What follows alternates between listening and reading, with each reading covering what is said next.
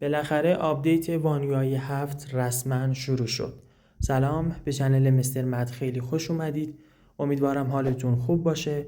امروز میخوام راجع به بزرگترین آپدیت حال حاضر سامسونگ یعنی وانیوی 7 روی اندروید 15 صحبت کنم.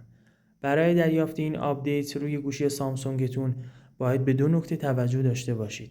نکته اول، کلاً گوشی‌های سامسونگ به 4 دسته تقسیم میشن.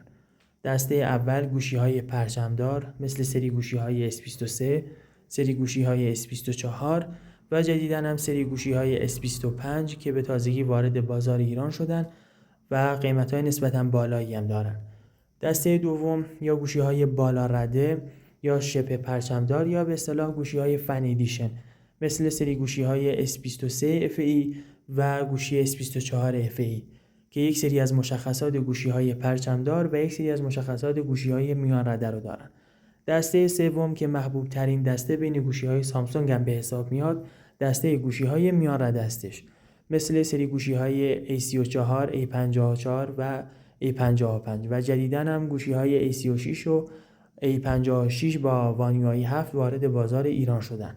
دسته آخرم که به اقتصادی ترین دسته بین گوشی‌های سامسونگ معروفن، دسته گوشی‌های پایین رده هستش، مثل گوشی‌های A03، A06، A14، A15 و جدیداً هم A16 که وارد بازار ایران شدن. دقیقاً ترتیب آپدیتشون هم به همین صورته، یعنی اول گوشی‌های پرچمدار، بعد گوشی‌های بالا رده، بعد گوشی‌های میان رده و بعد گوشی‌های پایین رده این آپدیت رو میگیرن. خب قبل از اینکه بریم سراغ نکته بعدی، اول میخوام سایتی رو بهتون معرفی کنم. توی گوگل وقتی سرچ کنید اندروید 15 چند تا سایت براتون میاره. همین سایت اولی که نوشته ایران موبایل رو باز کنید. اینجا لیست تمام گوشی‌های سامسونگ، شیائومی، سونی و حتی خود گوگل رو به صورت لحظه‌ای، گوشی‌هایی که اندروید 15 رو دریافت می‌کنن به صورت لحظه‌ای کاملا بهتون نشون میده. خودتون بهتر میدونید که اندروید مال کمپانی گوگله، به خاطر همین گوشی‌های گوگل سریعتر از همه جدیدترین اندروید رو دریافت میکنن. کمپانی‌های دیگه مثل سامسونگ و شیائومی اندروید خام رو از گوگل خریداری میکنن، بعد رابط کاربری خودشون رو روش میذارن.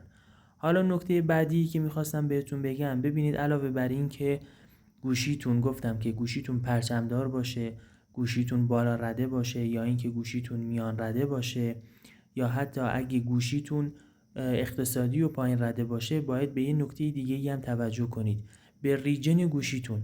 یعنی بستگی داره که ریجن گوشیتون مال کدوم منطقه باشه. بعضی وقتا احتمال داره که 2 تا S24 اولترا که مدلشون یکیه ولی چون ریجنشون با همدیگه اختلاف داره، احتمال داره یکی یه ماه دیرتر این آپدیت رو دریافت بکنه، به خاطر ریجن منطقه‌شه. مثلا دقت کردید وقتی گوشی میخرید بهتون میگن که پک ویتنامه یا پک هنده، پک روسی است. معمولا پک ویتنام هم مثلا گرونتر از پک های دیگه است. برای آپدیت این منطقه خیلی مهمه. مثلا یه نمونهش رو بخوام بهتون نشون بدم، اینجا منطقه مثلا کره است، یا اینکه یه نمونه دیگه مثلا بهتون نشون بدم، منطقه پرتغال، منطقه روسیه، منطقه هند، منطقه امارات. این بغل هم بیلد نامبر گوشیتون، میتونید توی تنظیمات ببینید از طریق بیلد نامبر که گوشیتون مربوط به کدوم منطقه است.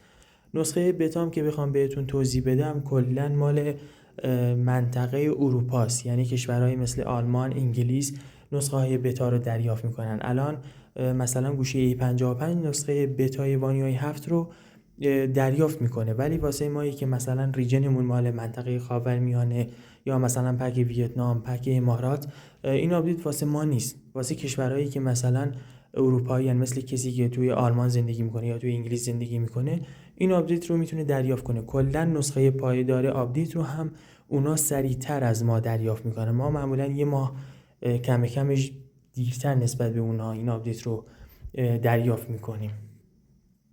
به خاطر همین کلا به این دو تا نکته توجه داشته باشید. این سایت هم خیلی به درد بخوره، میتونید در لحظه که دلتون خواست چک کنید که ببینید ریجن مثلا گوشیتون این آپدیت رو دریافت کرده یا نه.